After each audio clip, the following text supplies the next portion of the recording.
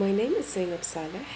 Currently, I live in the US. I left Iraq in 1997, so I lived under the blockade for 7 years and I saw its devastating impact on the Iraqi society. One thing I would like to talk about is the inflation. One Iraqi dinar used to equal $3 in 1980. In 1991, $1 equaled 8 Iraqi dinars, and inflation increased drastically. So by the time I left Iraq in 1997, $1 equaled 2,000 Iraqi dinars.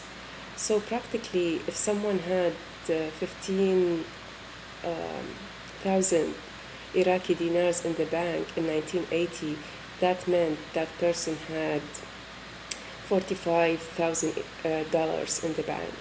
However, by 1997, that person's saving equaled only $7. So people's savings and salaries became valueless in the 90s, and that's why poverty increased a lot and people were struggling.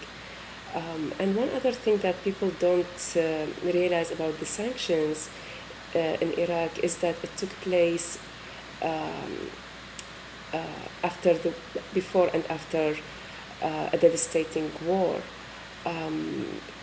that devastated the infrastructure, had a the disastrous ecological impact.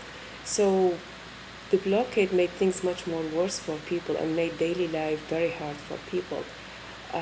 But no one usually seems to be aware of that. People who didn't live in Iraq.